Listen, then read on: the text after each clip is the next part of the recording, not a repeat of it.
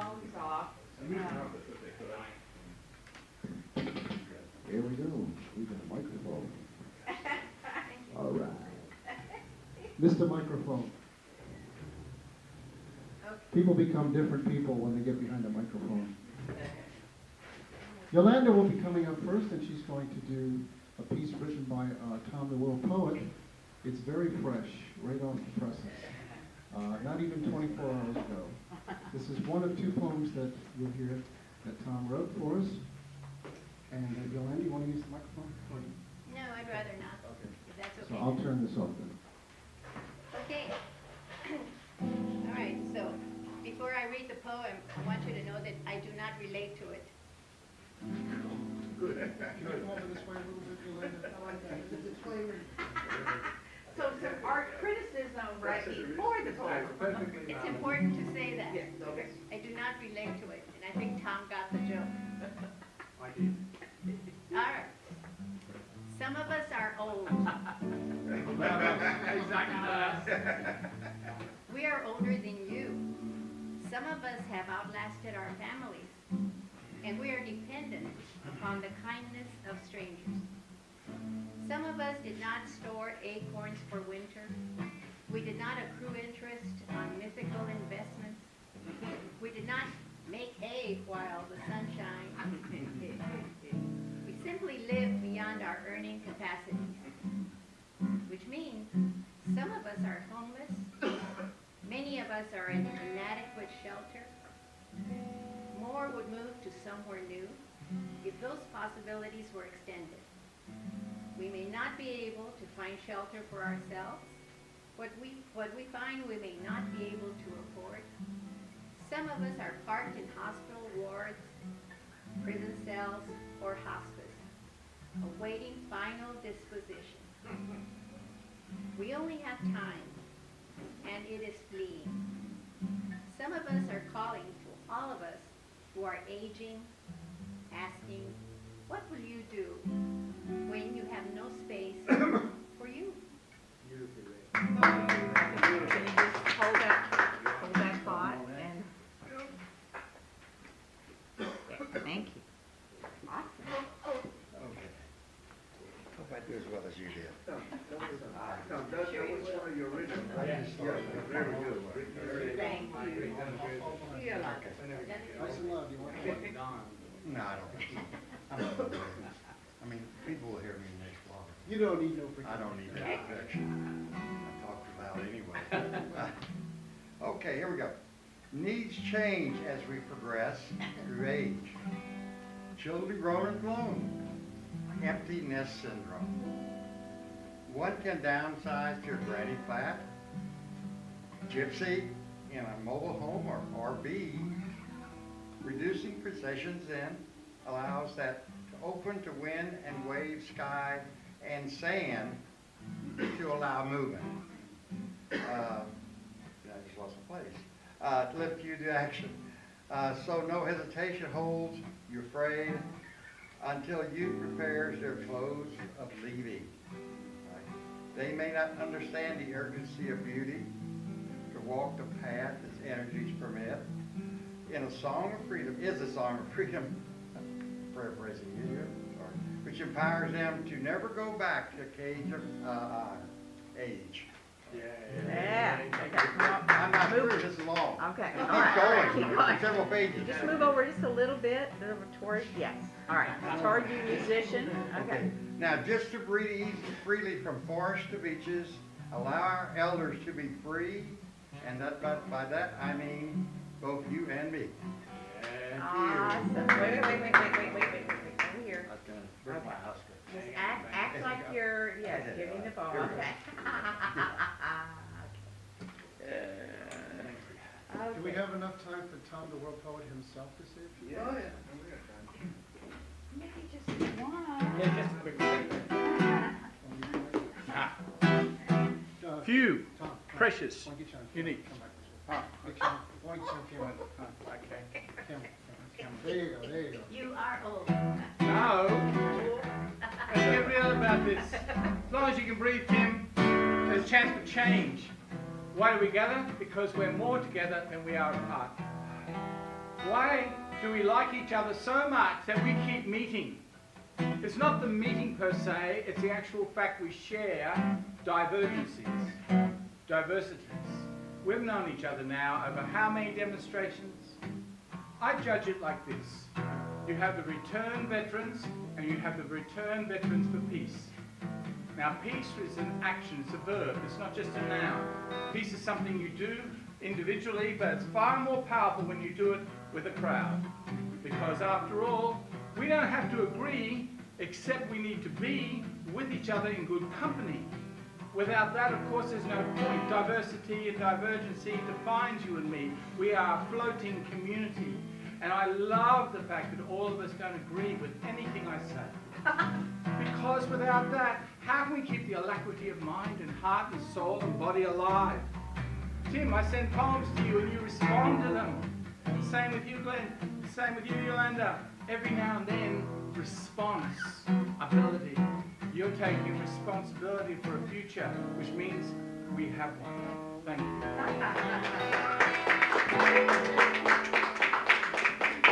Awesome, thank you. Thank you. Thank you. And Jack now, and Tom. fearless and leaders. Yolanda and Z. Big applause for our new Yeah. poet. Send your check to, no. Okay. And thank you all for coming.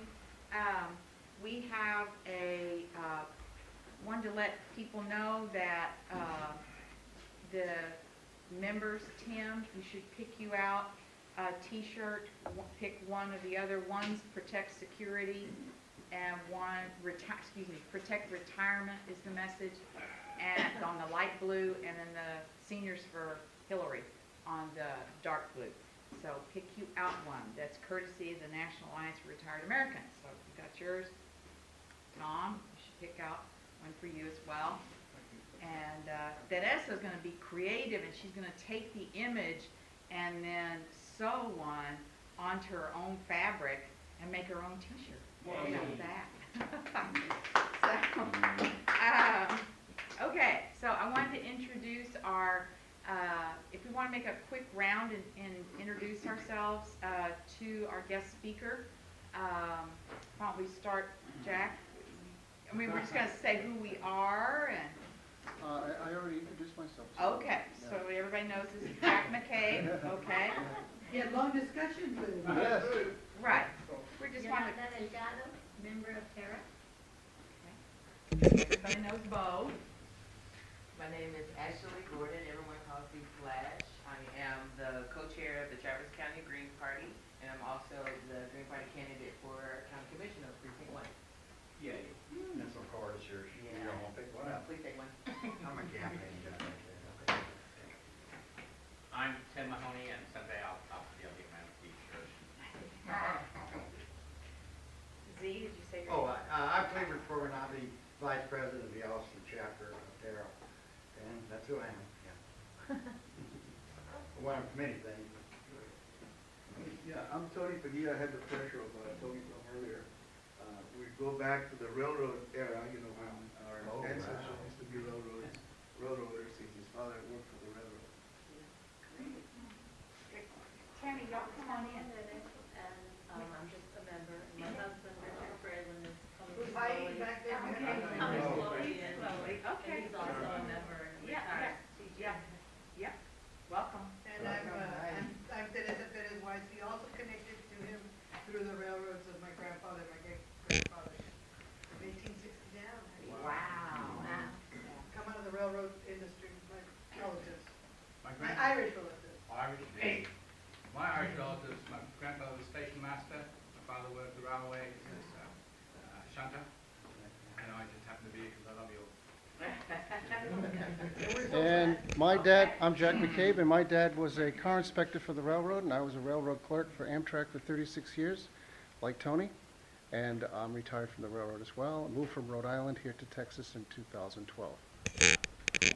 Okay, and I'm Glenn Scott, and I actually have a little bit of railroad history. My grandfather worked the Katy Railroad in the, let's see, by the time he was born in 1883, tells you how old I am, and started work when he was like 17 or 18. So he started work around 1900 and worked until he got injured. His hand was bad. He was the water guy with the water tanks. And swinging, it would swing over, right? And somehow his hand got caught at one point and cut off two of his fingers, and his hand got kind of mangled. And anyway, he had some problems associated with that, and so left the railroad after about, I don't know, 1916 or 17. But he worked for him about 15 or 16 years. Anyway, was it the Katy? No. And then my uncle, by marriage, was 42 years with the Katy Railroad, the Kansas City, Missouri, that came down through Kansas City down to New Orleans. But it was my grandfather worked the line, what's the line that went out west of Abilene, out to Wink, and out toward El Paso. Anyway, whatever line that was that the Southern Pacific? Southern Pacific, yeah. And that's the one he worked from 1900 to 1917. Yeah. So I got a couple of railroad stories. Railroaders. Okay, so we want to introduce our guest speaker, and Bo McCarver actually has a connection to my family. He really taught and shepherded my daughter when she was in AmeriCorps out of architecture school at UT San Antonio. She worked with John Hinneberger in the Texas Low Income Housing Coalition office, and was assigned out to work with Bo, and he really guided her and sort of taught her about the affordable housing movement and the efforts to try to maintain and sustain and protect affordable housing and create affordable housing.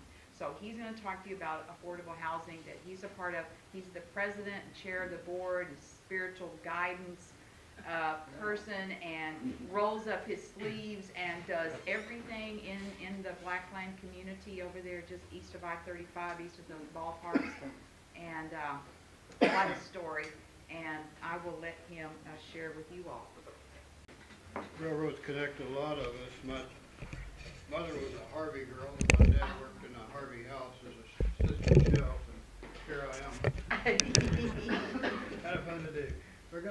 I'm going to talk to you a little about Blackland and tell you where it is first.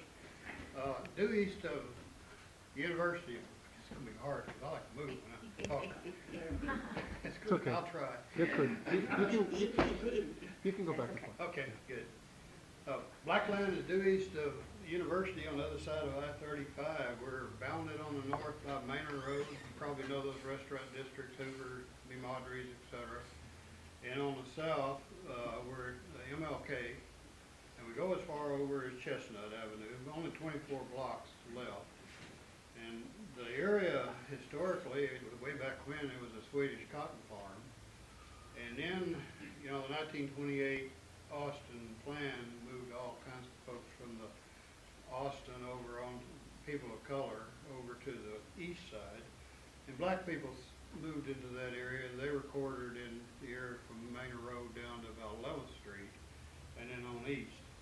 And at that time, when they did it in 28, there was no I-35, there was East Avenue, and that's now I-35. But anyway, the folks were put in that area, and at the same time they put in the 28 plan, they called the university to grow eastward into that same area where black people were being placed.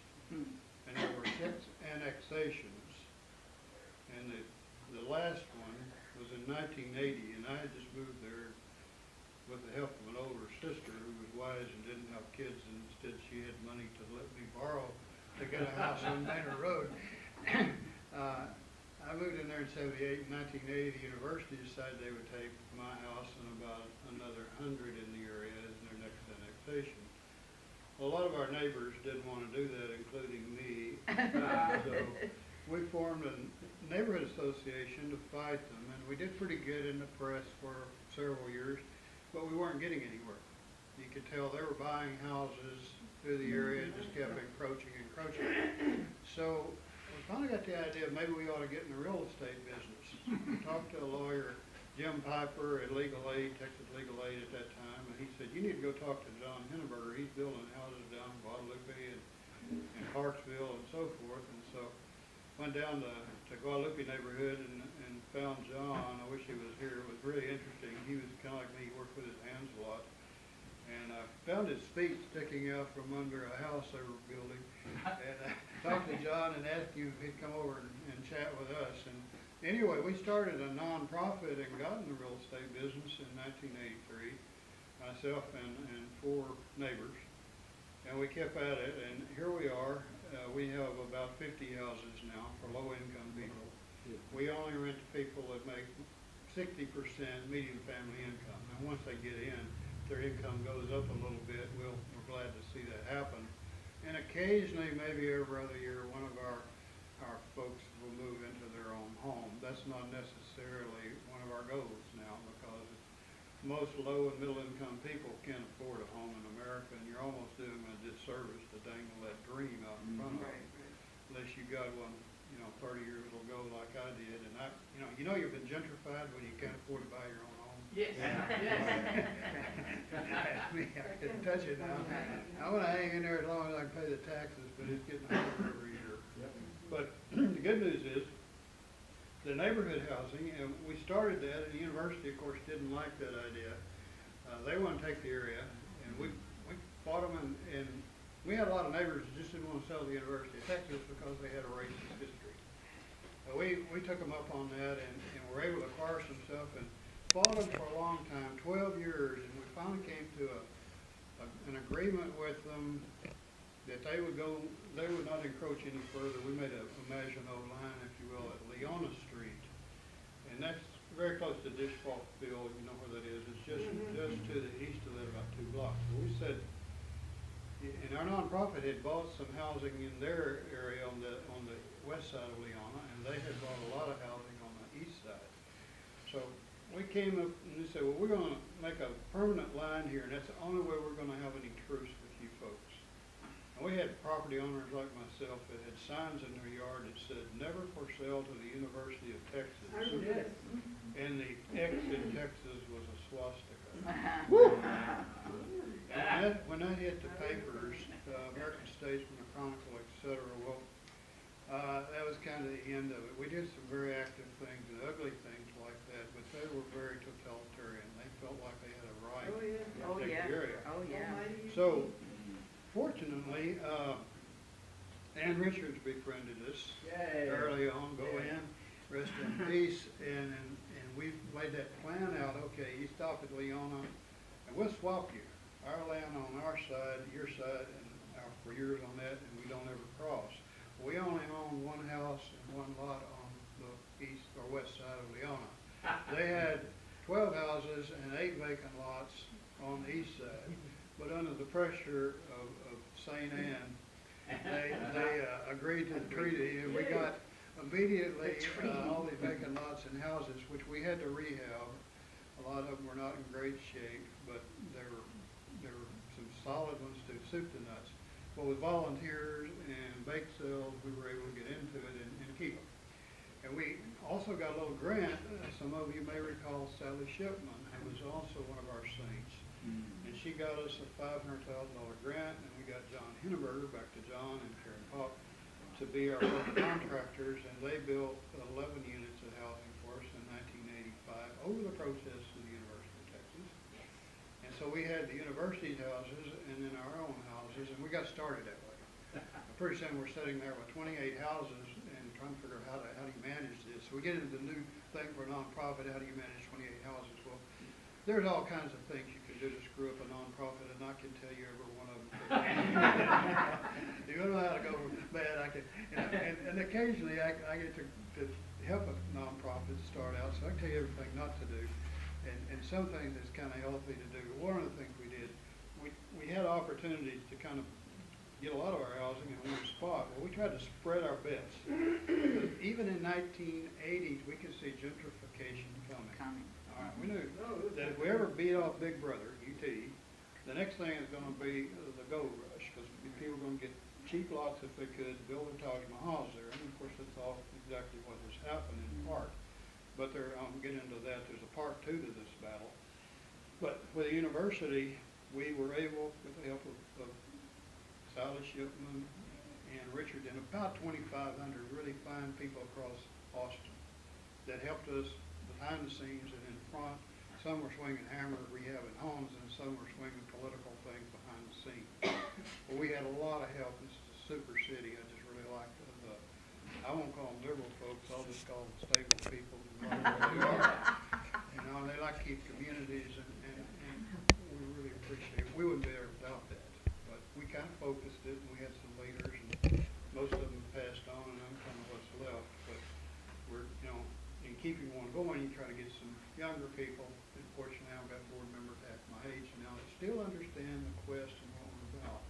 And that's part of the challenge you get. You all know this, how to get somebody to be as eager about a cause as you are.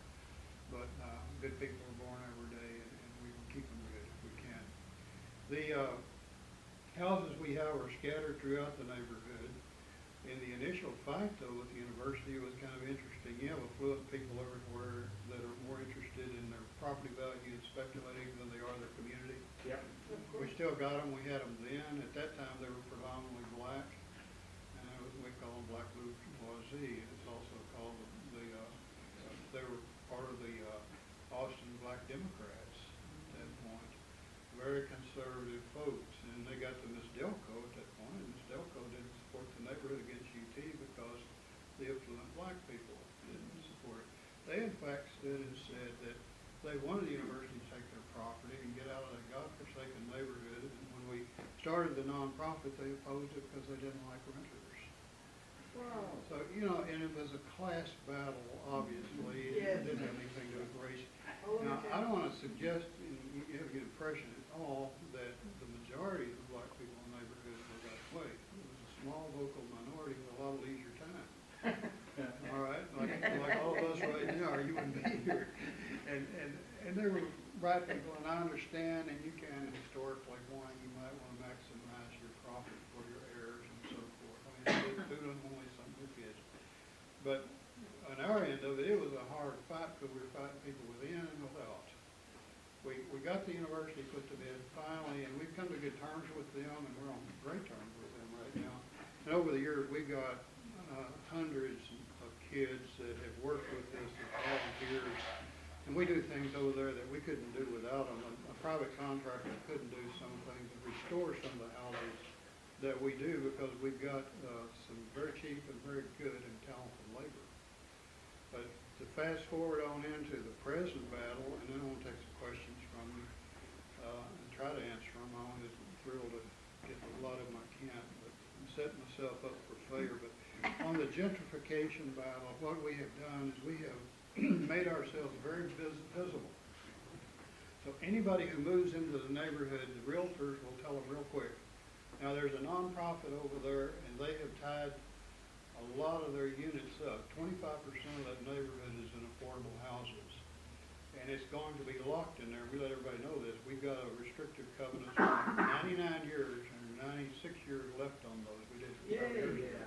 All right. So as long as the grass is green, the river's slow, the sky is blue, and the legal system works like it is, we're going to have affordable units in Blackland.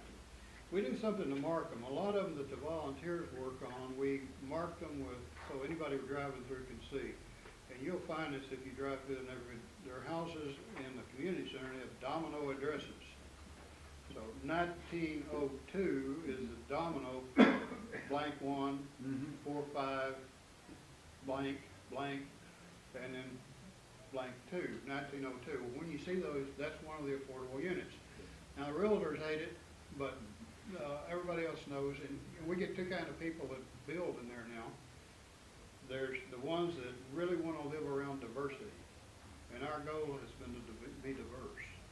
And there's those who self-eliminate, who are too good to live around those people, poor people and middle-class people of all races. And our goal, we set up a motto early on. It came from Martin Luther King and his dream, and we wanted a diverse neighborhood with a lot of folks living together in peace and harmony. Sometimes we really have trouble with peace. Good folks argue, right? And we have a good time, though. We try to be a community. And I think we do a pretty good job of it. We have a lot of covered dish, and in our neighborhood is not all that rich. We get 19 kinds of chicken.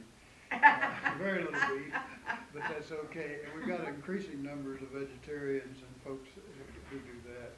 But it is diverse, and it's a joy to live there and see that go on. And it's also a challenge to try to see it keep going on. We have a issue now, and you know about where people will buy a house. The developers put in what's called a condo regime, and it's an upscale duplex. And they sell those things for $800,000 to $1 million. And a little white, rich couple, techies, millennials, move in, and they're behind a 6-foot fence. They can't see over it. You can't see into their windows.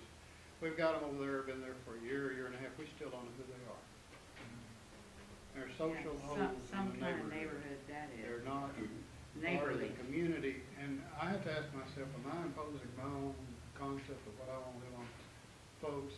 Did they ever experience what a community is, where you can go next door and your oven goes out and you're halfway through your bread baking, well, you can go next door and borrow the oven, or you can borrow a cup of sugar, or if somebody gets sick or you need a ride, an emergency, you can network.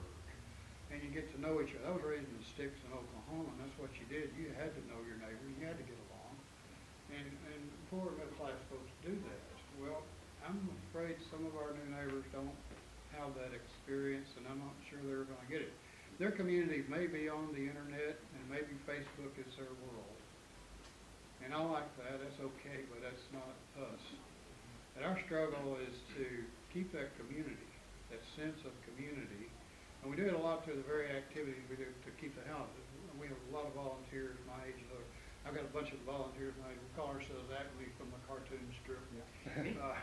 We have a lot of fun, and we actually do some work every now and then. We built a community center and rehabbed 2 duplexes, and you put, this have 4, and one of them had 8,000 hours, volunteer hours in it.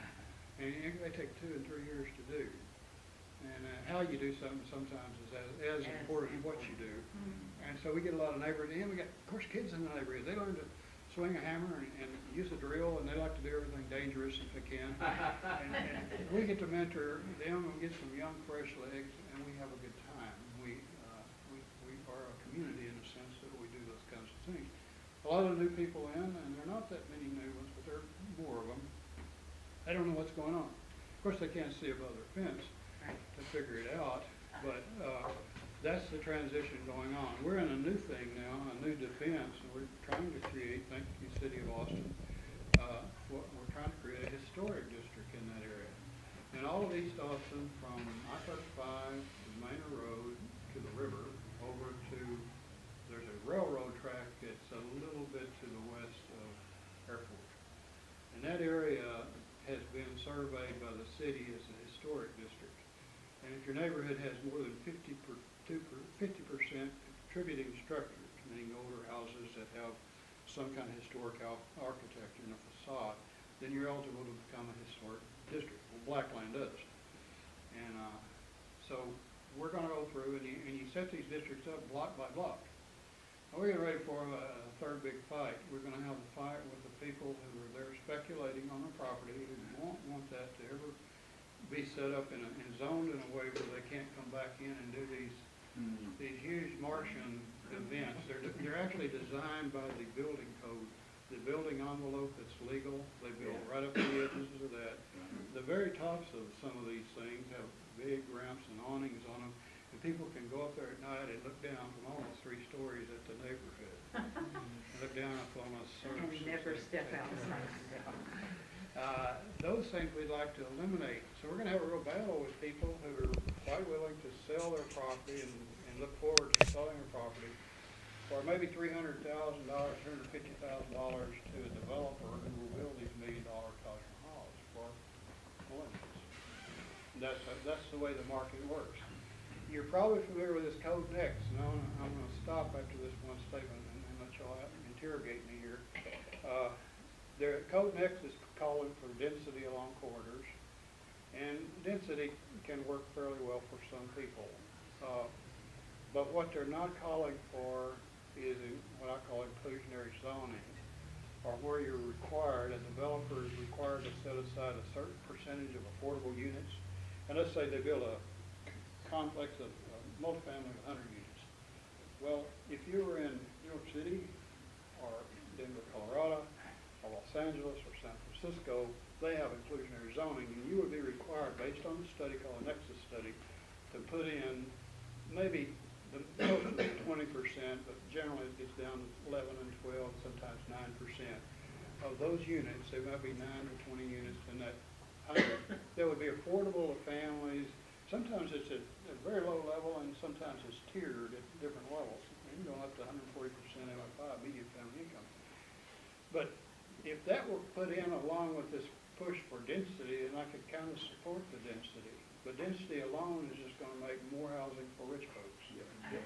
And so a little thing I would like you to take away is density without inclusion equal exclusion. Yeah. And the 1928 plan pushed people of color east. The Code Next is going to push all people, middle and lower income, out of town onto Maine or Pflugerville or wherever they end up, God knows where, if you don't do inclusionary housing in the density. It will be as bad or worse. And you're going to end up with a upscale mecca, dense housing, for people who like to live in kind of a non-community area. It's hell to me if I live down on 2nd Street and that area around 2nd and San Jacinto and so forth downtown. I wouldn't care for it. And I'm a social anthropologist, and I query some of these folks, and I say, do you know your neighbors? And the general answer is no. Do you want to know your neighbors? No. If you had to borrow a cup of sugar for something, could you go next door and do it? No. Then the bigger question is, do you even cook? That's probably a good. And I get a lot of funny looks on that one. But, you know, I got to admit, it's a different culture. And am I right or they're wrong? No, it's not that kind of deal. It's what they're used to. And I'm used to something else. So that's not a fair equation. But the world has changed from what was from a lot of us. I know from your nods and your eye contact, most of you know what a community is. And that may be extinct. How do you build a community other than to interact, just like you're doing here? You're a community wherever you go, and you can get them online too. There's nothing wrong with that. It's good communication. It's different. If that's all you did, you know, you get a computer gut after lunch, sit there and all those kind of meetups where you do it all with your thumbs. I don't know about those. I was raised for in a cotton patch, and if they told me that I would be carrying a little gadget that worked off the sun power today and communicate, I would not have believed that. But that's how it has evolved. Our little neighborhood is hanging in, and we're working. We're still building houses. We're at the point where we can't get any more land. It's too expensive, so we're infilling with what we got. And behind our neighborhood center, we'll put in 8 units of multifamily whenever we get all the constellation of funding lined up and all the permits and all that crap. And then we've got some houses that'll accommodate alley flats in the rear, so we can build, in addition to our current. What are alley flats? Pardon me? What are alley flats? Secondary units. They're just a little granny flats, alley flats, Okay. secondary units. They're also called additional dwelling units, ADUs. It's the same thing. Put a little house and maybe attached or detached behind your unit. Mother-in-law house. Or Yep. Same thing, yeah.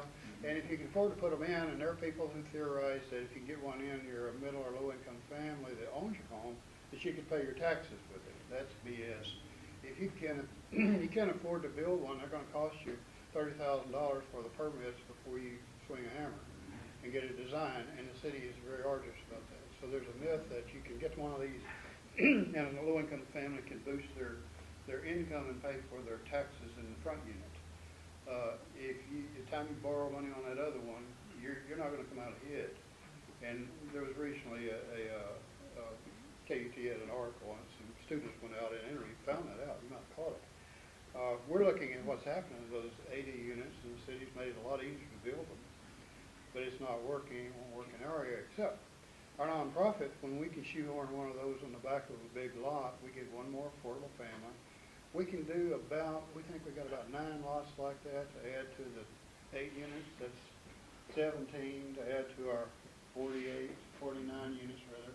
And so we're going to hit it up in a year or so, maybe 5 years, time we get it done, we'll get on up to 65, 70 units, and we're gonna keep track with the new developments that the upscalers are putting in, and there's an interesting demographic going on. When these folks move into their great big Martian Taj Mahals, oddly enough, the population's going down. Frequently, when they replace one of those bungalow houses, and one of them, a real typical one that we've got, an elderly lady and her 2 kids, and then her 2 grandkids all lived in the same 3-bedroom house. It got scraped about 4 years ago, and they built a great big Martian structure there, and the nice little millennials are in there behind their fence, 3 of them, in a 4,000 square foot total unit. Population in that one went down. You go down the street, you got the same thing again. You go down the street, and there's another one, you got the same thing again. So the population is going down, affordability, the houses outside, and so for people who are density wonks and the urbanists who think that density equals nirvana, we're going the other way, folks. It doesn't work. So I'm going to shut up because I see Tim wanting to ask questions, and I love Tim's questions. So, yeah, your turn, but Tim, wait. Do you think that the proposed November transportation bond will have a negative impact on neighborhoods like yours? Well, I appreciate the question because you can't separate transportation from housing in a bigger picture. They got to come hand in glove, and so that is going to have zilch impact on our neighborhood, except for individual homeowners, our taxes are going to go up a little bit, as you know. And there are people up to taxes and maintenance right here, so you go up a little and they drown. Yep. So that's problematic when you go through it. But what would be the payback for that? Well, we're hearing that the congestion will go down. If you believe that one, I want you to convince me. I don't think it's gonna work that way for us. And so, you know, what we should have done in Austin on transportation is 30 years ago, we should have built commuter rail from San Marcos to Georgetown and taken care of the expansion of I-35. And yeah, I would have created a little suburban sprawl on each end of that and along that. But those dense corridors make a lot more sense when you're going for long-term planning than going into an inner city and ripping out all the housing and taking care of that. And those corridors, and there's a big push right now for taking care of the, quote, missing middle. And what the planners, the urbanists are talking about is long corridors. You may have some 5- and 4-story and even higher multifamily, and you see a lot of that down on South Lamar now. You know, if you go down there and remember what it was 10 years ago, you wouldn't know where you were. 5- and 6-story. All right, that kind of density is in there, but then it drops right off to neighborhoods that are 2-story and 1-story and so forth. Well, they want to build in higher units in between there, and they call it missing middle. More density in there with townhouses and higher units that will create the density in the spot and finally go down to low end, to 1- and 2-story housing. But that missing middle, when you hear that, that's an architectural phrase. They're not talking about missing middle income or lower income. They're looking at building high income, upscale, bigger density houses. And that's where it's going. Tell me we're not racist still in this city. Tell me we're not replanning the 28th plan, 1928 plan.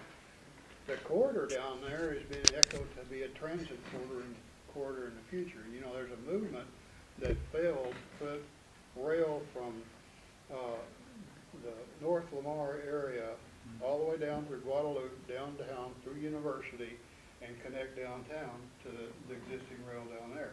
And then make spurs off to the southeast and spurs here and there. And that would be a long-term plan with elements that you can imagine being filled out in bond elections in the subsequent 20 years. And you might end up finally with rail kind of sitting and stuff. But if you were to do that, back to transportation, you would have to set in your housing with an affordability unit. Again, you've got to get to inclusionary zoning at some point and require builders to do that when they put in these dense corridors. And oddly enough, you go down back to the example of South Lamar, they run a survey, and those big houses and monstrosities and multifamily down there, ain't no black people. Where were you talking They're none. about? There are none down there in Where? South Lamar. Like around the Broken Spoke in that area? In that area, they're Between not there. Ben White They're not and, there. You got a cultural My thing. jacket. A lot of people don't feel like Right. they're in a real home unless they've got a yard or yards around them. A lot of us are kind of raised, if you don't have the soil, you don't really own the property. And they've got things now, and some nonprofits do what they call a community land trust, where they get land and they sell a house to a family, and the family owns the house, kind of like a condo, but they don't own the land. And that's kind of cool, because the land can stay in affordability for 99 years, but the house goes with the family, and they can accrue some equity on that house.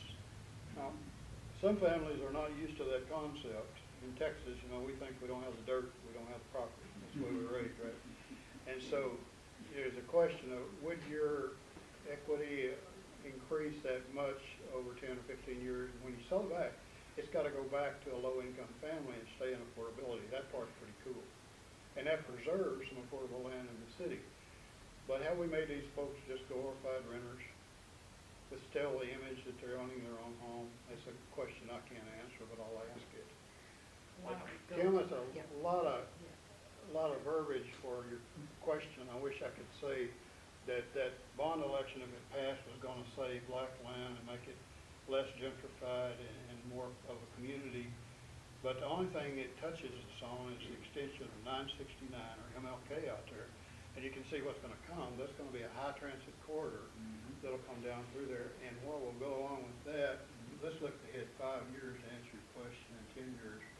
That corridor on out from MLK will become more dense than it is.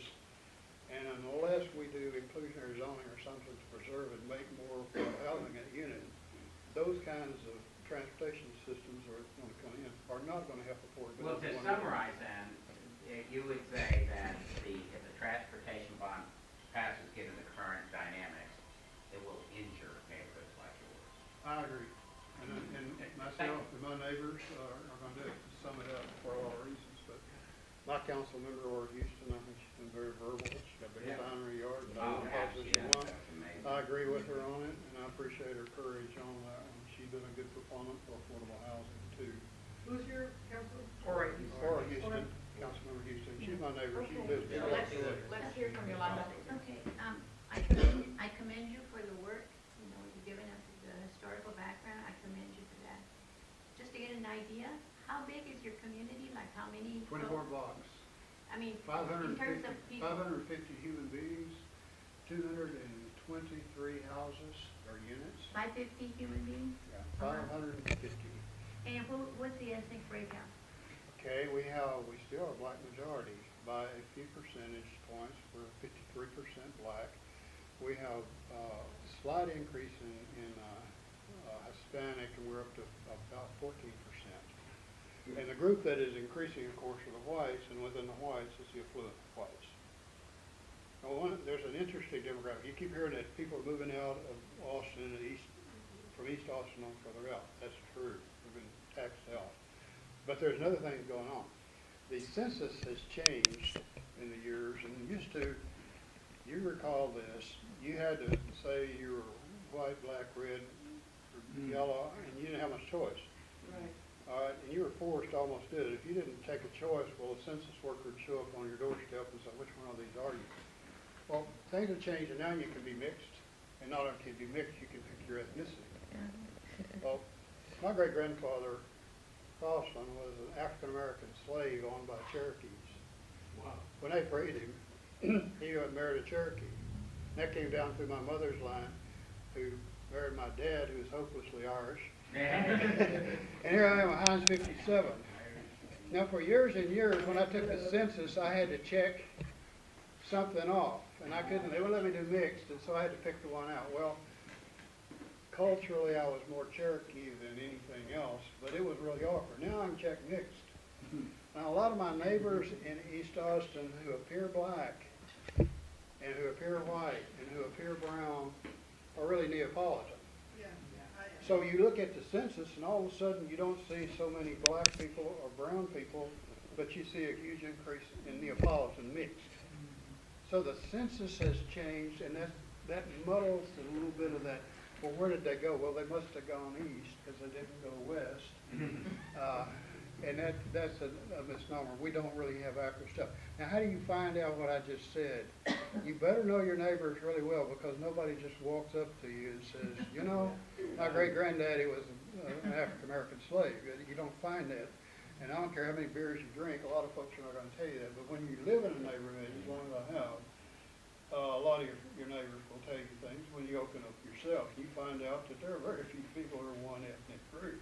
Right. You know, we're mixed in America, and that's great, but we hide it. A lot of us have been trained to be ashamed of it, and so forth. So your demographics, you can't really be that accurate with them. I've got some kids over there right now. We're a lab for a lot of university kids, and they come over looking at the demographics and seeing how all the black and brown people are being pushed off. Well, low-income people are being pushed off, but also the census has changed. Yeah, yeah. And that was a hard one to measure and get really hard data on. Anybody else have a question right now? Yeah, go ahead. I am one of the millennials.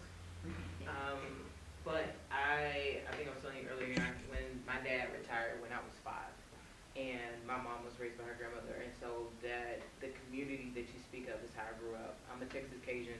We're just like the people in Southwest Louisiana, where we believe in knowing your neighbors and the people down the street, and we fight for that. And that is something that I've been fighting to bring to Austin with me. How can we support on the social level? How can I support what you're doing? I'm in your neighborhood every week. We go to Mi Madre's every Wednesday morning and sit around. Everyone is 60 plus except for me. But we talk about these issues, and we would love for you to come and speak to us on a Wednesday. But Too close to me, I'd never make it down. Do I?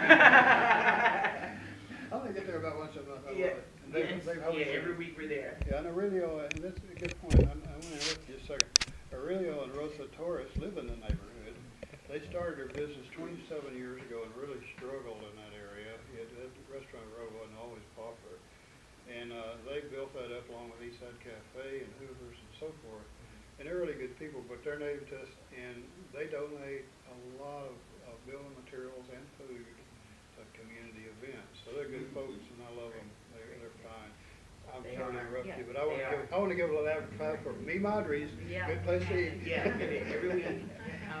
So what can I do from the personal standpoint, but also your neighborhood is in my precinct. And so what would you like, and I'm running for commissioner's court, and you know, commissioners like to say they don't have a lot of impact, there's only so much they can do because it's the county, but the fact of the matter is, if you're in any elected office, you have pull. And so what would if I got elected, what would your neighborhood want from me? Well, a key thing would be, and I'm going to ring that bell one more time, is support, political support for inclusionary housing. To require, and you know, there's dialogue between the city council and commissioner's court. Yeah. And if you folks would throw your hat in the ring for the inclusionary housing and putting affordable housing in all new developments of 4 or more, that would be super, and it'll pressure the city a little more. And they, you know, we can't do it right now. You can only do inclusionary zoning, and we're told that's difficult in so-called homestead preservation districts. And that's unfortunate, because those are all on the east side. Well, when you talk to people about it, they say, why aren't we doing that all over the city so we can integrate West Austin and Northwest Austin and so forth? Well, one of the reasons you can't is because the legislature only allows inclusionary zoning in only Austin, in only preservation districts. So on a political level, if you're on the commissioner's court, if you get them to ring those bells to do it citywide and carry on, take a bill, and Eddie Rodriguez is the one who got it in his homestead preservation districts. And our present district State representative has never done anything on affordable housing. And so we need a representative from that area that's a real advocate for affordable housing. And the political level, Don Dukes. Oh yeah, I know all the people, we're trying to get her out. We have at least 2 candidates that Well, will she's be. stepping down. Support somebody You for won. affordable housing, because it's really tough on the east side when Eddie Rodriguez has to carry it all. Yeah. And he's a saint, he really works hard on it, but he can't do it all. Can't We do need it all more by himself. support over there. Well, we have people who are running Gabriel Nila, and then the Green Party is Adam Greeley, so we'll definitely So have on a somebody personal level, if you can, and all of you, that's true for all of you, if you can push for affordable housing, but particularly to require developers to have to include affordable units in all new housing, all over the city. Right. And that'll require legislation, but, you know, I was talking to several people earlier. Austin is, you know, we are the blueberry in a sea of ketchup here in Texas. But a lot of places in Texas look to Austin as kind of a moral consciousness. And they look at us to lead the social justice causes. You can go talk to people in Tyler and Lubbock, and they're good people all over the state. They just don't have much bells to ring. Austin could give an example if we were just more assertive in the legislature and locally. But we fight each other, and we get everything muddled. We let the developers buy us out. We have council members that are, of course, really developers. And you've got that influence also on the county. So it's focusing on that and crystallizing those issues, and they really come along class lines. Are we really making a city in an area where you have diversity based on income? If you have that diverse income, then you're going to have integration racially. That's just given. But in Texas, you know, when we discriminate against lower groups, the traditional folks that get hit hardest are Latinos and blacks.